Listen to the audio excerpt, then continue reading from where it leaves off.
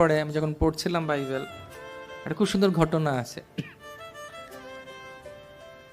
তো সেখানে ওনার অনেকজন শিষ্য ছিল। তো যখন যীশু খ্রিস্টকে ক্রস দেয়া হয়েছে না কাঠের, তো সেটাকে নিজেকে বয়ে নিয়ে যেতে হবে।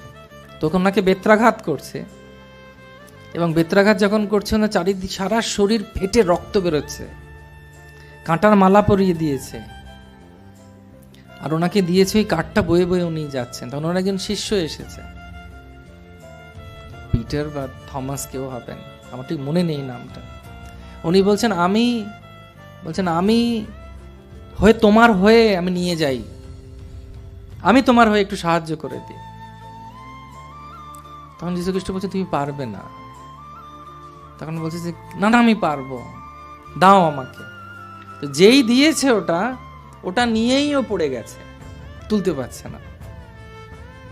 তখন যীশু খ্রিস্ট বলছে যে তুমি জানো কেন তুমি পারবে না ওটা উঠাতে?